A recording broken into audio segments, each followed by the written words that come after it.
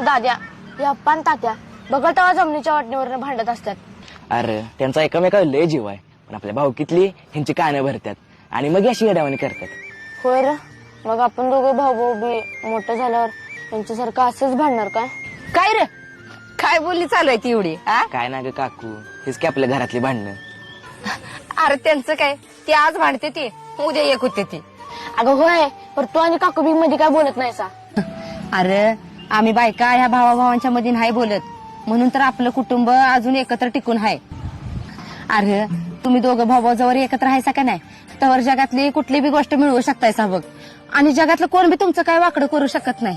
आणि म्हणूनच या जगातली भावकीतली तुमचं कान भरून काय बाय करून तुम्हाला वेगळं करायला बघतील.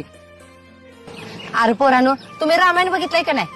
तर त्यात त्या रावणाचा भाव त्याला साथ सोडली तर तो मारला गेला, आणि प्रभू रामचंद्रांना त्याच्या भावानं साथ दिली तर त्यांनी रावणासारख्या माणसाला मारून विजय मिळवला. म्हणून सांगत्या, भाऊ सोबत असणं लय गरजेचं आहे. तुम्ही एकत्र असला का नाही तर तुमच्या एवढं जगात ताकदवान कोण नाही, माहितीये का?